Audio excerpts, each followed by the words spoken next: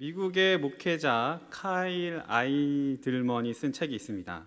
영어 이름은 Not a Fan인데요.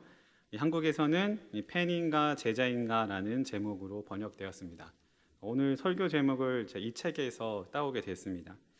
이 제목을 보시면 아시겠지만 이 책의 내용은 우리에게 던지는 질문에 관한 것입니다. 당신은 예수님의 팬이십니까? 아니면 제자이십니까? 라는 것이 이 책의 요지입니다. 여러분, 이 팬과 제자의 공통점과 차이점이 과연 무엇이겠습니까? 이 공통점은 둘 다 대상을 열렬히 아주 너무나 좋아한다는 것이죠. 그러나 그 명확한 차이점은 팬은 자신이 좋아하는 대상을 좋아하긴 하는데 그 좋아하는 대상을 따라가지는 않는다는 것입니다. 반면 제자는 자신이 스승으로 삼은 그 대상을 따라서 자신의 삶을 바꾼다는 것이죠. 예전에 그 박남정이라는 유명한 가수가 예능 프로에서 나와서 한 이야기가 기억납니다. 박남정 아시죠? 이게 이렇게 추는 거 맞나요? 이렇게? 네. 네. 그 어느 날 한 팬이 자신의 집 앞으로 찾아와서 그동안 모은 자신의 앨범을 이제 박스에 담아서 전해주더랍니다. 그래서 박남정이 그 이유를 물어보니까 이제는 더 이상 박남정을 안 좋아하게 됐다고, 이제는 서태지가 좋아지게 됐다고. 그래서 이제 앨범이 필요 없다고 박남정에게 주고 갔다는 그런 이야기였습니다.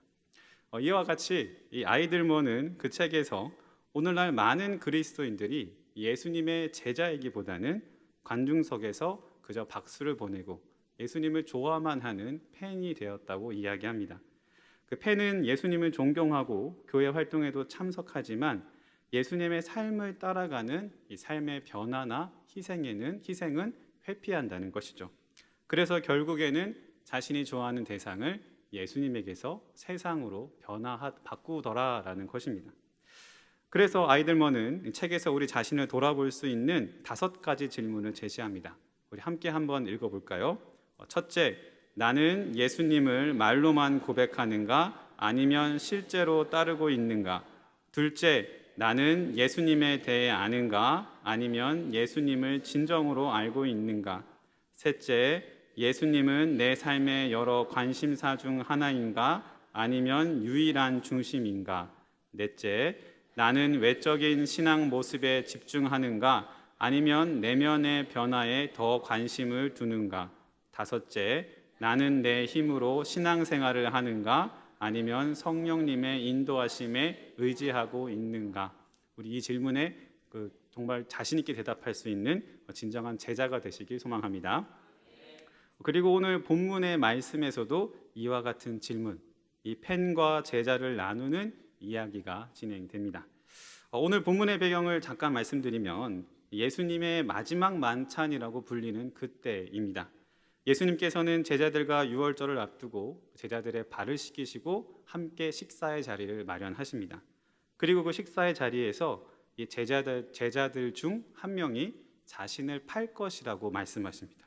여러분, 분위기가 어떻겠습니까? 한창 정말 맛있는 식사를 같이 나누고 있는 중에 제자들 중에 한 명이 예수님을 팔 거라고 얘기를 하니까 분위기가 완전히 찬물이 좀 끼얹어졌겠죠.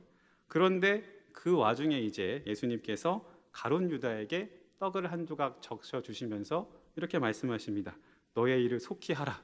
그리고 가룟 유다가 그 자리를 박차고 나가서 자리를 비운 그런 상황이죠. 모든 제자들이 수군거릴 때, 분위기가 정말로 좀 혼란스러울 때, 그때 오늘 말씀의 대화가 진행되는 것입니다. 예수님께서는 먼저 놀라운 선포로 대화를 시작하십니다. 우리 본문 31절과 32절을 함께 읽겠습니다. 그가 나간 후에 예수께서 이르시되 지금 인자가 영광을 받았고 하나님도 인자로 말미암아 영광을 받으셨도다. 만일 하나님이 그로 말미암아 영광을 받으셨으면 하나님도 자기로 말미암아 그에게 영광을 주시리니 곧 주시리라. 아멘. 예수님께서는 무엇이라 말씀하십니까? 지금 인자가 영광을 받았다고 말씀하십니다. 그리고 하나님께서도 인자로 말미암아 영광을 받았다고 하십니다. 그런데 지금 시작된 일이 무엇입니까? 먼저는 유다가 예수님을 배신한 일이 시작되었고 그로 인해서 예수님의 십자가 사건이 본격적으로 시작되게 되는 것이죠. 그러니 예수님께서는 이 배신과 곧 닥쳐올 십자가의 고난을 영광이라고 말씀하고 계신 것입니다. 여러분, 그런데 영광이라 하면은 무엇이 떠오르십니까? 영광하면 찬란한 것이 떠오르지 않으십니까? 많은 사람의 칭송을 받고 누구나 가지고 싶어하는 것이 영광입니다. 반대로 이 배신과 이 십자가로 대표되는 고난과 고통과 죽음은 어떻습니까? 우리가 사람이라면 결코 겪고 싶지 않은 것이 그런 것들이죠. 그러니 우리가 생각하는 영광과는 너무나도 거리가 먼 이야기를 예수님께서 하고 계신 것입니다. 그러니 예수님의 표현이 참 어색하게 느껴집니다.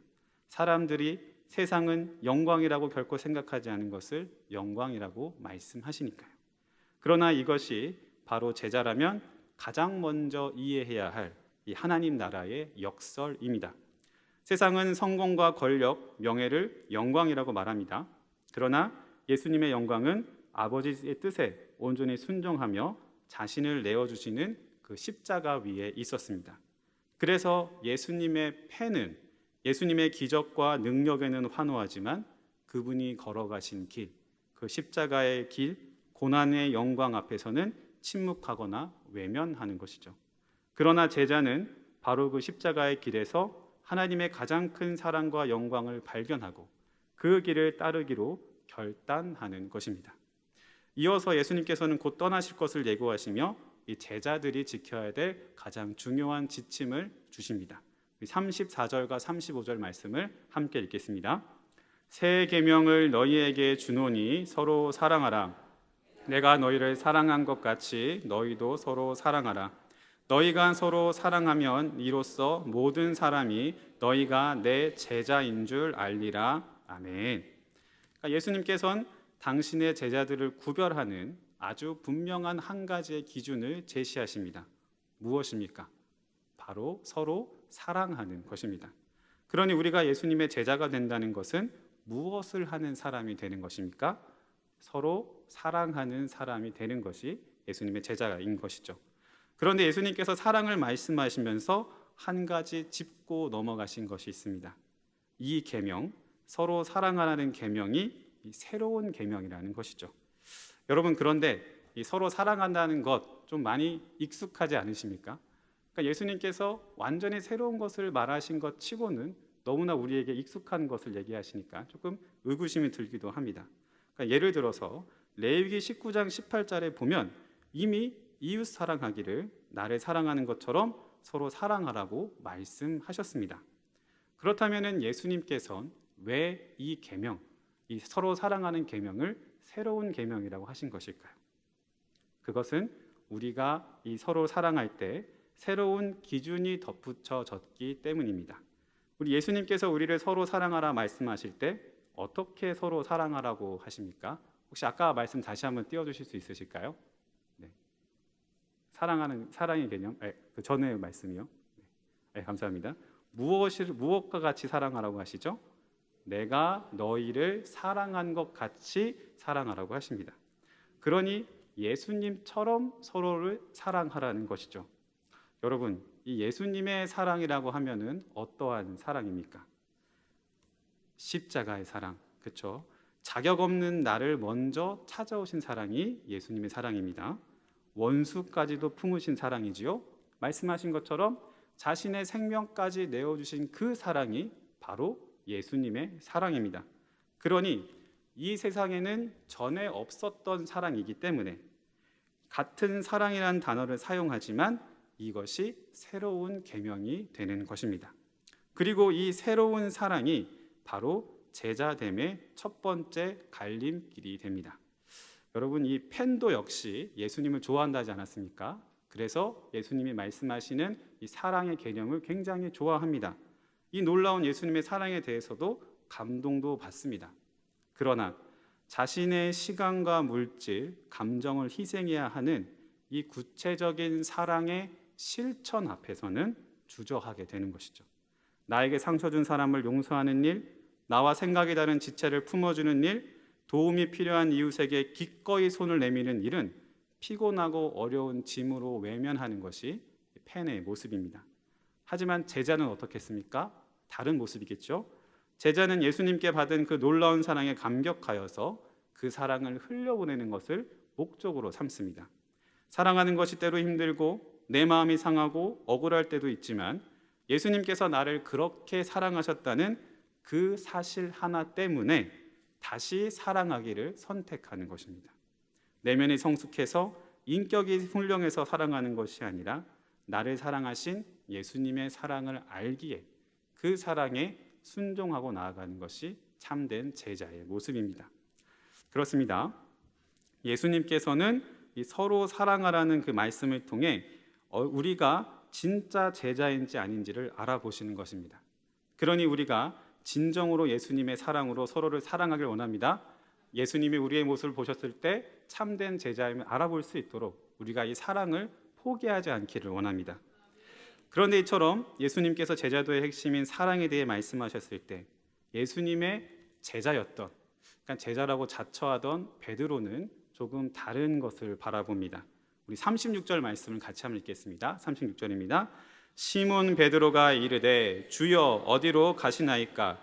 예수께서 대답하시되 내가 가는 곳에 내가 지금은 따라올 수 없으나 후에는 따라오리라. 아멘. 예수님께서 분명히 이 새로운 계명을 말씀하시며 떠나야 되심을 이야기하십니다. 그렇다면은 보통 이 예수님의 방점이 어디에 있겠습니까? 이 새로운 개념에 있는 것 아닙니까? 그런데 베드로는 이 새로운 계명보다는 무엇에 집중합니까? 예수님과 헤어진다는 그 사실에 집중하고 있는 것입니다.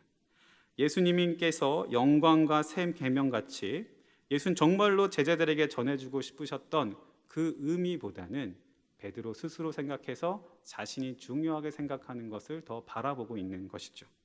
그래서 베드로는 지금은 따라올 수 없다는 그 예수님의 대답에 발끈해서 이렇게 대답합니다. 37절 말씀인데요. 같이 읽겠습니다. 베드로가 이르되 주여 내가 지금은 어찌하여 따라갈 수 없나이까? 주를 위하여 내 목숨을 버리겠나이다. 아멘.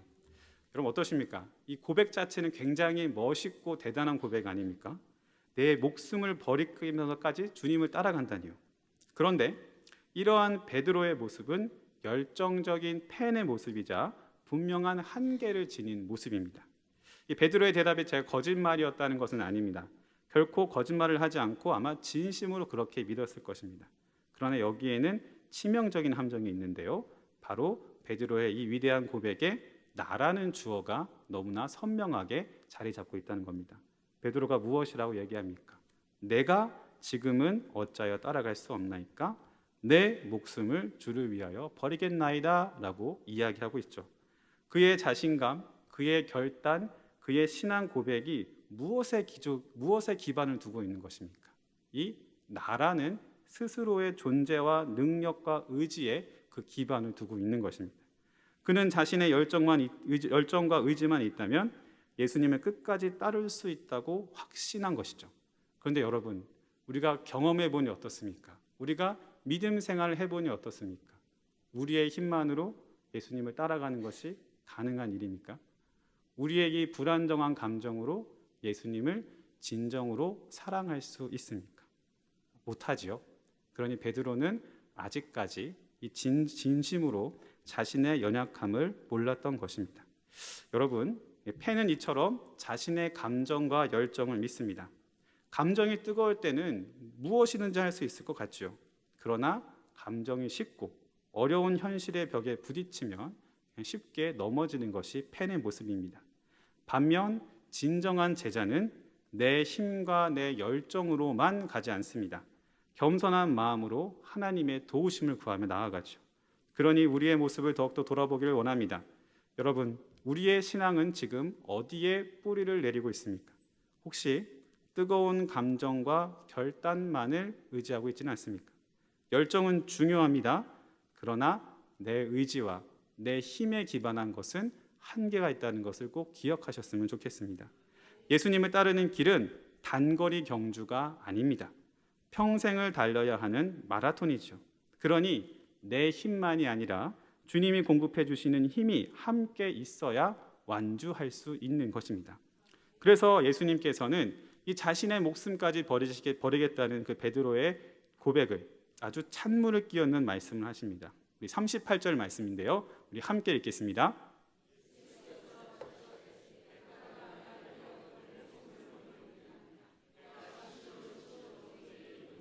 다 굴기 전에 내가 3번 나를 부인하리라. 아멘. 예수님이 뭐라 하십니까? 너는 그냥 못한다고 그냥 단언을 하시죠. 이 예수님의 말씀이 베드로에게 얼마나 큰 충격이 되었겠습니까? 그러니까 이 부분만 보면 예수님이 참 모지신 것 같기도 합니다. 베드로가 이 정도 얘기했으면 그래 고맙다 이 정도 얘기해 주실 수 있을 것 같은데 아주 그냥 칼같이 끊어버리시죠. 그런데 이러한 예수님의 예언은 베드로를 좌절시키기 위한 저주가 아니라 오히려 그를 진정한 제자로 만드시기 위한 극약 처방이었습니다. 그러니까 예수님은 베드로가 스스로의 힘만으로는 결코 제자의 길을 갈 수 없음을 깨닫길 원하셨던 것이죠. 베드로가 자기 확신이 얼마나 허망인 것인지를 깨닫고 그의 인간적인 자신감이 완전히 무너지고 파산해야만 비로소 하나님의 능력을 의지하는 법을 배울 수 있었기 때문입니다. 그래서 이 실패를 통해서 베드로는 예수님에 대해서 아는 단계에서 예수님을 아는 단계로 나아가게 될 것입니다. 분명 베드로는 예수님에 대해서 많이 알고 있었습니다. 괜히 수제자라고 불리는 것이 아니죠. 그런데 예수님의 행하신 기적도 보았고 예수님의 가르침도 들었고 예수님이 하나님의 아들이심을 고백하기도 했습니다. 그러나 그는 아직 예수님을 진정으로 알지는 못했습니다. 예수님을 진정으로 안다는 것은 예수님의 거룩하심과 위대하심 앞에서 나의 비참함과 무력함을 처절하게 깨닫는 것도 포함하기 때문입니다. 그리고 나의 죄와 연약함에도 불구하고 동시에 나를 사랑하시는 예수님의 사랑이 얼마나 크고 놀라운 것인지를 알게 되는 것이 바로 우리가 예수님을 알게 되는 것이죠. 그래서 결국 어떻게 되었습니까? 우리 누가복음 22장 60절에서 62절 말씀을 한번 세번역 성경으로 읽어보겠습니다. 그러나 베드로는 이렇게 말하였다. 여보시오, 나는 당신이 무슨 소리를 하는지 모르겠소. 베드로가 아직 말을 채 끝내기도 전에 곧 닭이 울었다. 주님께서 돌아서서 베드로를 똑바로 보셨다. 베드로는 주님께서 자기에게 오늘 닭이 울기 전에 내가 3번 나를 모른다고 할 것이다 하신 그 말씀이 생각났다. 그리하여 그는 바깥으로 나가서 비통하게 울었다. 베드로는 자신의 힘으로 목숨을 버리겠다라고 말했지만 대제사장인 그 집들에서 이름도 없는 요정, 아무런 비중도 없는 그 사람의 질문 앞에 허망하게 무너지고 말았습니다. 그는 자신이 그렇게 확신했던 그것, 예수님을 부인하며 저주했습니다. 그리고 그때 마치 때를 기다렸듯이 닭이 울었습니다. 그리고 그때 예수님께서는 베드로를 쳐다보시죠. 눈을 마주치십니다. 자신의 중심을 깨트려 보신 그 예수님의 눈빛에 베드로는 나가서 비통하게 울 수밖에 없었던 것입니다. 그러나 바로 그 통곡의 자리, 자신의 결심과 의지가 산산조각 난 그 절망의 자리가 베드로의 새로운 삶이 시작되는 그 자리였습니다. 그 전까지 예수님의 팬이었던 삶이 끝나고 진정한 제자 베드로서 태어났던 그 시기가 바로 이때였던 것이죠. 베드로는 자신의 힘으로 아무것도 할 수 없는 죄인임을 진심으로 깨달았습니다. 이제 그가 의지할 것이 무엇이겠습니까? 오직 자신을 용서하시고 다시 받아주실 예수님의 은혜와 부활하신 후 그에게 보내주실 성령의 능력뿐이었던 것이죠. 그래서 결국 베드로가 어떻게 되었습니까? 처절하게 실패하고 통곡했던 그는 부활하신 예수님을 만난 후 완전히 다른 사람이 됩니다. 디베랴호스가에서 예수님은 베드로를 다시 만나시며 내가 나를 사랑하느냐 3번 물으십니다. 그때 베드로는 더 이상 목숨을 바치겠다고 장담하지 않습니다. 무엇이라 대답합니까? 대신 주님께서 모든 것을 아신다며 내가 얼마나 예수님을 사랑하시는지 당신은 아십니다 라고 겸손한 고백을 하게 되지요. 그리고 오순절날 성령의 충만함을 받은 그는 한때 이름 없는 요정조차 두려워서 예수님을 부인했던 그곳, 그 예루살렘의 한복판에서 이제 담대히 예수 그리스도의 십자가의 부활을 증언하는 사람이 됩니다. 이제는 자신의 힘만을 의지하지 않고 성령님의 인도하심을 따라 나아갔기 때문입니다. 그리고 그는 그렇게 그렇게 성령의 인도하심과 함께 수많은 사람을 주님께로 인도하는 위대한 사도가 되었고, 마침내 예수님께서 예언하신 대로 십자가에 거꾸로 달려서 순교함으로 예수님께서 말씀하신 그 후에는 따라오리라라는 그 말씀을 온몸으로 이룬 그런 사람이 되었습니다. 그러니 우리 역시 더욱 힘을 내길 소망합니다. 우리 역시 신앙생활을 하다가 넘어지고 실패할 때가 있습니다. 베드로처럼 큰 소리를 치며 결단했지만 똑같은 죄에 똑같이 무너지는 자신의 모습을 보면서 깊은 좌절에 빠질 때도 있습니다. 나는 안 되나 보다, 나는 제자의 자격이 없나 보다, 그렇게 비통하게 눈물을 흘리기도 합니다. 그러나 기억하시기 바랍니다. 그 실패의 자리가 바로 은혜의 자리입니다.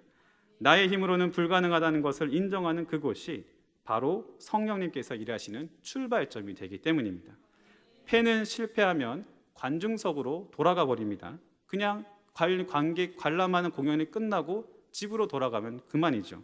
그러나 제자는 그 실패의 자리에서 통곡하며 누구에게 나아가겠습니까? 주님께 다시 나아가는 것입니다. 그리고 자신의 이 약함을 통해 역사하시는 하나님의 강하심을 더욱더 체험하며 바라보며 나아갑니다. 그러니 우리가 철저한 실패 가운데서도 예수님의 제자됨을 포기하지 않을 때 우리는 진정한 예수님의 제자로서 다시 설 수 있을 것입니다. 사랑하는 성도 여러분, 우리 다시 한번 가장 처음의 질문으로 돌아가 보십시다. 여러분들께서는 예수님의 팬으로 남아 있고 싶으십니까?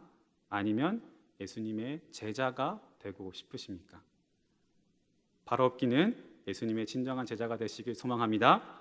우리가 예수님의 제자가 되는 길은 분명합니다. 예수님처럼 사랑하는 것이 예수님의 제자가 되는 길입니다.